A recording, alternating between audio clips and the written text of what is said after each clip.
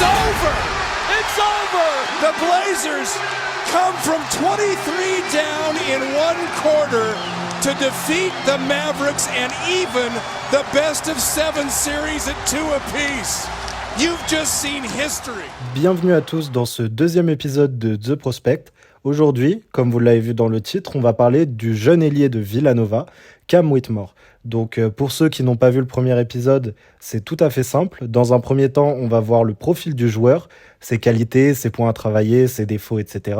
Et dans une seconde partie, on regardera à quelle place il pourra tomber le mois prochain lors de la draft, quel est le meilleur fit pour lui et pour l'effectif qu'il le prendra à la place où il le prendra. Donc on verra deux équipes comme lors du premier épisode.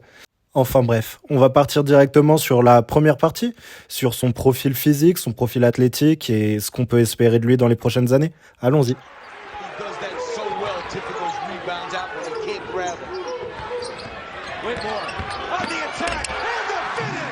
Notre jeune prospect aujourd'hui est donc un ailier qui a à peine 18 ans aujourd'hui, qui aura 19 en juillet, un ailier de 2,00 m, de 105 kg. Donc on remarque déjà un profil athlétique assez impressionnant, notamment au niveau de sa carrure. C'est en effet un joueur hyper athlétique. On est dans une draft particulièrement chargée et une des plus grosses drafts des dernières années au vu du profil athlétique de ces jeunes, avec Scoot Henderson, avec Amen Thompson, etc.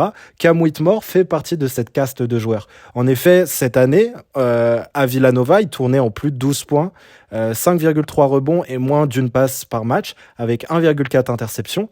Et la plupart de ses shoots pris étaient pris proche du panier, du fait que, tout simplement, il dominait déjà des joueurs plus âgés que lui à son jeune âge. Il a pour spécificité de s'approcher du panier en utilisant son épaule. Il aime notamment enfoncer tout simplement les joueurs qui se trouvent face à lui, même les intérieurs adverses. Parce qu'en fait, malgré son jeune âge, il domine effectivement déjà par son profil physique la compétition. Mais de ce fait, de par son âge et du fait que sa physicalité, on va dire, lui apporte beaucoup d'avantages, c'est encore un joueur très brut. Un joueur qui d'ailleurs, lors de différentes drafts, ce profil de joueur en tout cas, était un peu un pari sur l'avenir. Du fait que certains, évidemment, de par ce profil, peuvent dominer direct dans la grande ligue, et d'autres, en fait, on découvre plus tard, après leur draft, qu'ils ne progressent que très peu, que ce sont des joueurs bruts et uniquement des gros athlètes, ce qui ne suffit évidemment pas en NBA. Alors Cam Whitmore est de ce type de joueur-là, avec un plafond élevé, mais aussi un plancher qui est assez faible, à mon sens en tout cas. D'ailleurs, on va directement aller dans les comparaisons pour que vous fassiez plus une idée, parce qu'on est dans un podcast, donc il est assez difficile de mettre des vidéos pour illustrer mes propos.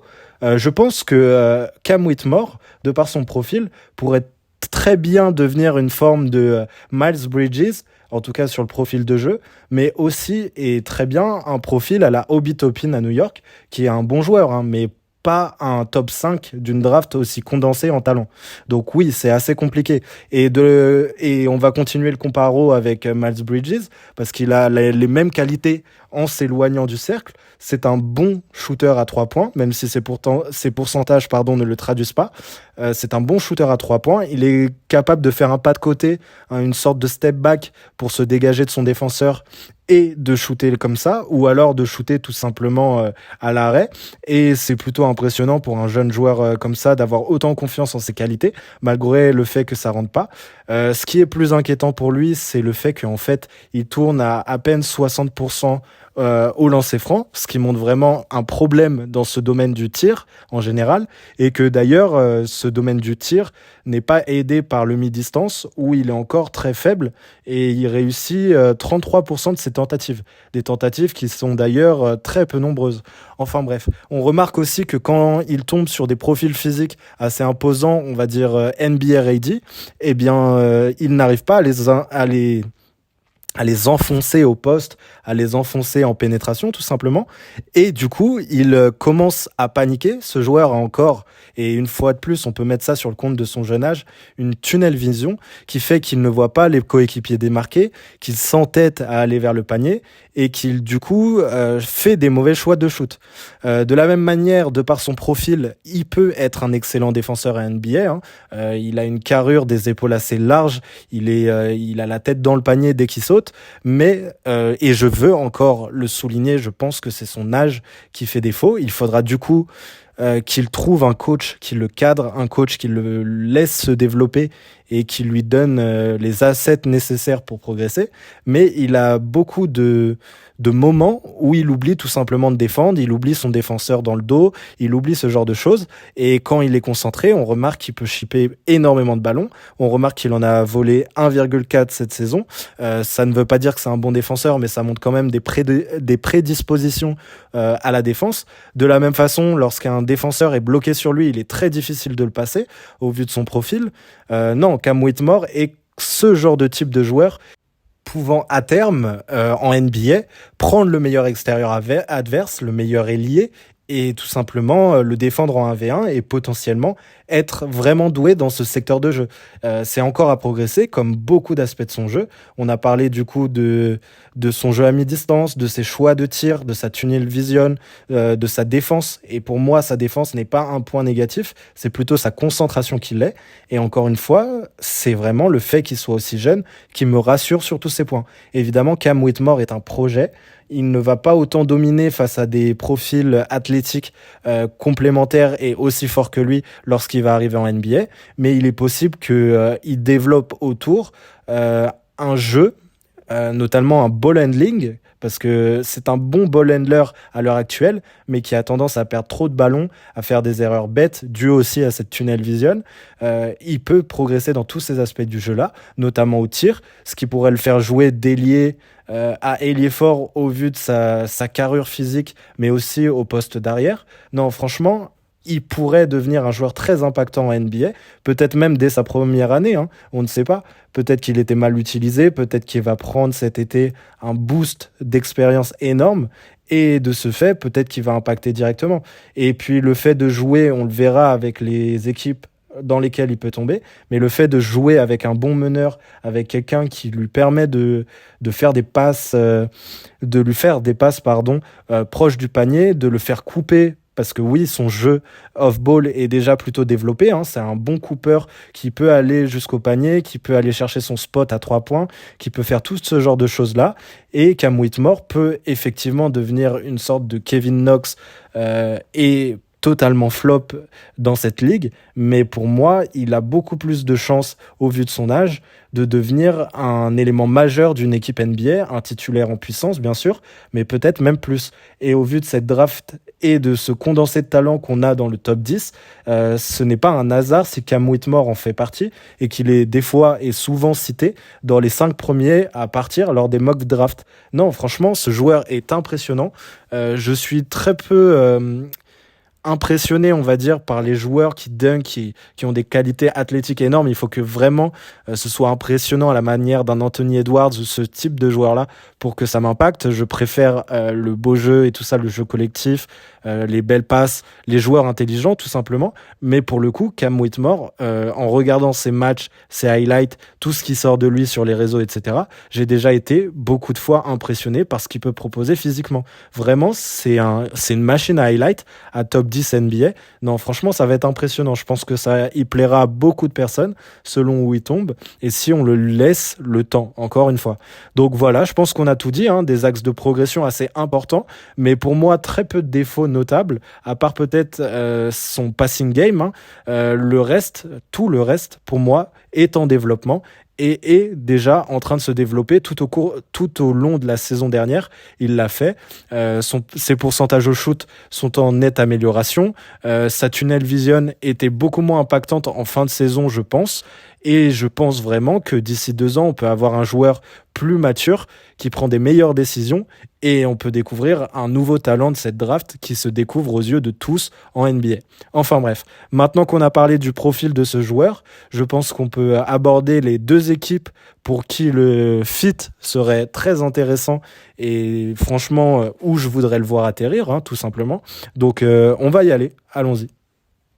La première équipe donc où j'aimerais le voir atterrir parce que je pense que le fit est intéressant est l'équipe des Pistons. L'équipe des Pistons qui a fait une saison assez catastrophique en termes de victoires. C'est tout simplement la pire équipe en termes de bilan de la ligue et qui pourtant arrive avec le choix 5.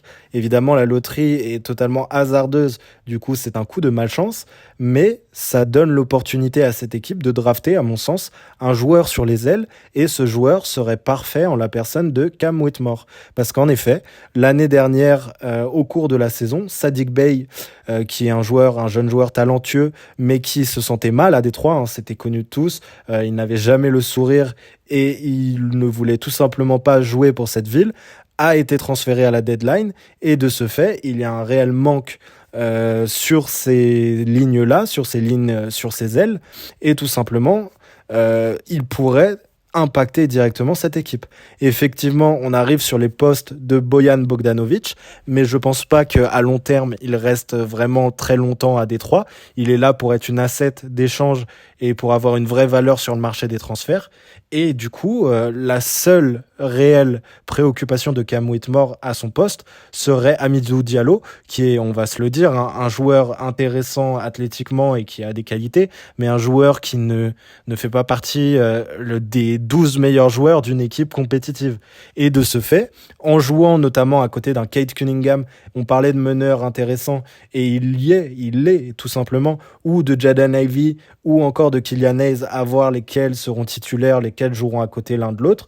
Les trois sont totalement capables de lui filer la gonfle off-ball, de lui donner des bons spots de shoot, et tout simplement de lui donner des balles pour qu'il puisse s'exprimer. Effectivement, il faudra quand même surveiller qui a la balle, parce que Cam Whitmore est un joueur très intéressant même en ayant la balle, c'est un porteur de balle secondaire, et je pense qu'il peut le devenir même un porteur de balle primaire dans le futur, mais tout simplement, il faudra que le nouveau coach, qui n'a pas encore été désigné, fasse ce genre de choix. Je pense que sa condition physique, le fait que ça soit un athlète incroyable, à côté d'une mobilette comme Jaden Ivey, à côté d'un autre monstre physique comme Jalen Duren, et de joueurs intelligents comme Cade et Killian, ça pourrait être tout simplement intéressant. Évidemment, il faudra qu'il progresse en défense, comme tout le reste de cet effectif finalement, et tout simplement, on peut avoir un fit avec une équipe extrêmement jeune qui laisse progresser chacun de ses joueurs, assez intéressant.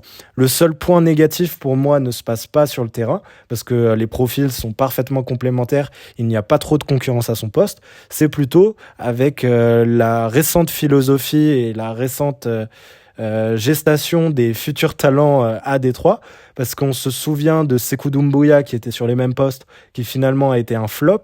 On se souvient des choix douteux, de Casey, de Casey, l'ancien coach, qui du coup sera remplacé, mais on a encore des doutes sur le coaching, vu qu'on ne sait absolument rien pour l'instant, à l'instant T. Et donc, pour moi, la confiance du coach, ce que le coach fera de lui, est tout simplement primordial pour son bon développement. On rappelle qu'il aura à peine 19 ans en rentrant à NBA, et que son profil physique ne suffira pas lorsqu'il arrivera, en tout cas, je le pense, et à voir ce que ça donne. Mais le reste me paraît tout simplement parfait. Jalen Duren, Cade Cunningham, Jaden Ivey sont des joueurs parfaits à côté de lui, et je pense qu'il devrait intégrer le 5 majeur assez rapidement. J'espère que Bojan se fera transférer, parce que ce type de joueur doit être dans des équipes compétitives. Et je pense que même jouer à côté d'un profil comme Isaiah Stewart, qui lui ressemble assez sur le profil physique, hein, c'est un poste 4 sous-dimensionné, avec un gros coffre, et qui doit jouer proche du cercle, même s'il a réussi à s'éloigner ces dernières années, posera pas trop de problèmes, parce que je pense tout simplement qu'Isaiah Stewart verra malheureusement ses minutes un petit peu diminuer, au vu de la concurrence à l'intérieur et des jeunes qui progressent. Tout simplement, je pense que c'est une porte ouverte, tout simplement, pour Cam Whitmore, pour devenir peut-être un lieutenant ou un joueur impactant, du moins, dans une équipe NBA qui va progresser un jour. Hein. Je pense que Détroit a assez d'assets pour devenir compétitif d'ici quelques années. Et Cam Whitmore rentrera à peine dans sa phase, on va dire, mûre, parce qu'il aura peut-être 22-23 ans. On rappelle que Miles Bridges a aussi mis un certain temps. J'aime bien cette comparaison, hein, je suis désolé, mais pour moi c'est vraiment un profil similaire, même si Miles est un petit peu plus grand et un petit peu plus bête, hein, on va pas se le cacher, mais voilà. Non, je pense que ça peut être très intéressant pour cet effectif, qui au final pourrait avoir une sorte de général sur le terrain d'ici quelques années. Et peut-être qu'on oubliera le fait qu'il visait le premier pick. Et avec ce 5e pick, je pense qu'ils peuvent être, tout à fait contents, tout à fait satisfaits.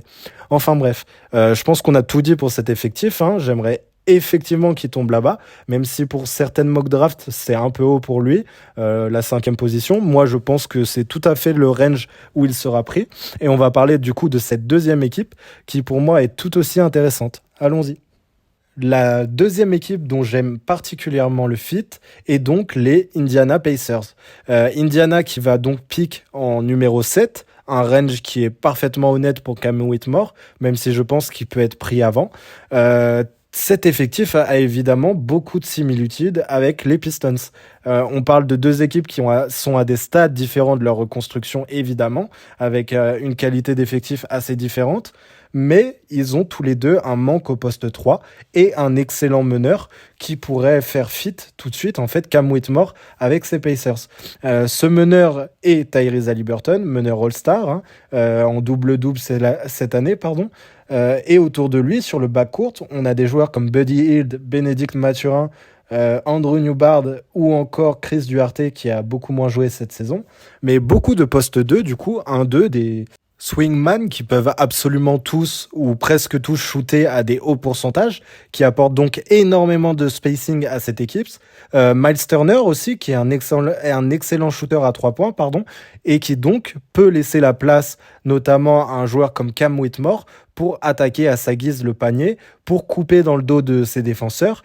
Et bien sûr, il sera trouvé par des joueurs comme Andrew Newbard ou Tyrese Haliburton pour le servir dans les meilleures dispositions. Et là, évidemment, avec un coach référencé, ce dont ne possèdent pas les Pistons, et des joueurs intelligents, vraiment très smart, comme Tyrese Haliburton, on peut espérer qu'en fait, ils deviennent directement indispensables à ce poste de titulaire. S'il arrive à rester sérieux en défense et qu'il fait au moins le minimum pour couper et essayer de rentrer ses shoots à 3 points, il peut devenir titulaire très rapidement. Au fur et à mesure, on peut penser aussi qu'il s'adapte et qui commence à porter la balle en 2e porteur de balle ou 3e derrière un mec du backcourt comme Ben Mathurin par exemple, qui va beaucoup progresser, je pense. Oui, je pense effectivement que Cam Whitmore dans cet effectif, jour 1 peut être effectivement un ajout majeur, une pièce majeure et évidemment hyper valuable. Il est très limité, je l'ai dit, hein, je pense qu'il va beaucoup progresser sous cet effectif et sous ce coaching, parce que tout simplement il ne va pas être dans un grand marché attiré par tous les vices, on va dire, autour du basket. Il va être à Indiana, une petite ville, une petite franchise avec peu d'exposition, mais d'une franchise petite qui travaille énormément et très bien d'ailleurs, avec des joueurs très intelligents comme je l'ai déjà dit, et un front office qui tout simplement pourra le mettre dans les meilleures dispositions. Donc oui, pour moi, même avec les Pistons, ce serait Indiana mon premier choix. Mais je pense d'ailleurs que Indiana, pour beaucoup d'ailiers de cette draft et d'arrière aussi, ou de poste 4 aussi en fait, ça serait très intéressant. Je pense que progresser à Indiana est très facile, que cet effectif ne va pas tanker très longtemps, s'il tankait déjà cette saison. Je pense que c'est juste le fait d'une blessure qui les a mis hors course pour le play-in, et ils ont énormément de chance de pouvoir obtenir un talent brut comme Cam Whitmore qui peuvent développer et qui peuvent donc ajouter à leur roster qui est pour moi déjà complet, qui pourra bientôt être un roster qui pourra jouer les troubles faits à l'est, et qui de ce fait pourra faire de Cam Whitmore le joueur dont on espère qu'il devienne, comme un Miles Bridges avec un Tyrese Haliburton par exemple. On voit la connexion Lamelo Bridges qui est déjà impressionnante. Essayez d'imaginer la même avec Tyrese Haliburton, franchement ça serait énorme. Le maillot serait beau, le maillot jaune des Pacers est incroyable, et je pense que ce mélange serait effectivement plutôt ou même d'ailleurs énormément plébiscité par un nombre de fans. Enfin bref, non, je pense que ces 2 choix sont les bons pour que ce soit les franchises ou pour le joueur en question. Je pense que plus haut, ce serait compliqué pour lui, notamment les Rockets. Je pense aussi que le Magic n'a pas besoin d'ailier et ils ont beaucoup trop de choix d'ailier beaucoup trop de talent à l'aile pour que Cam Whitmore puisse faire son trou là-dedans. Les Wizards sont évidemment une franchise qui a beaucoup de mal et en plus de ça ont énormément d'ailiers aussi assez talentueux. Et le Jazz pour moi arrive tout simplement trop loin dans cette draft. Je pense que Cam Whitmore sera pris avant le choix 9, mais ça aurait pu être un choix intéressant de le prendre. Mais voilà quoi, le choix 9, je pense qu'il ne sera déjà plus disponible malheureusement. Enfin bref, voilà, je pense que j'ai absolument tout dit sur ce que je pensais de ce joueur. Joueur très intéressant à suivre, hein, parce que de toute façon, on parle d'un ovni en termes athlétiques. Donc ça intéresse forcément les franchises, les fans, ça intéresse tout le monde. Ce n'est pas le seul dans cette draft, c'est même potentiellement celui avec le plus bas plafond des trois ovnis athlétiques avec Scoot Henderson et Amen Thompson, mais potentiellement, il pourrait faire une carrière au moins aussi bien que les deux devant lui. Non, franchement, très intéressant ce petit podcast. Je pense qu'on a là affaire à un joueur qui va faire du clic, qui va interroger les gens sur ses premiers matchs NBA, même lors de la draft et pré-draft. Non, ça va être très intéressant. Mais je pense que j'ai fini de tout dire sur ce joueur et sur ce qu'il peut proposer à l'avenir. Donc je vous souhaite une bonne journée, une bonne soirée pour ceux qui m'écoutent le soir et à la prochaine pour un tout nouveau The Natural Podcast. Au revoir.